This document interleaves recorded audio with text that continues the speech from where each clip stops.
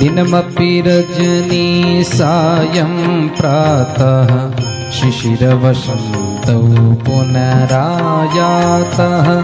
कालः क्रीडति गच्छत्यायुस्तदपि न मुञ्चत्याशावायुः भज गोविन्दं भज गोविन्दं भज गोविन्दं मूढमते प्राप्ते सन्निहिते मरणे नहि नहि रक्षति डुक्रियकरणे अग्रे वह्निः पृष्ठे भानु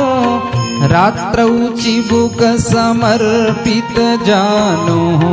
करतलभिक्षा तरुतलवासस्तदपि न मुञ्चत्याशापाशः भज गोविन्दं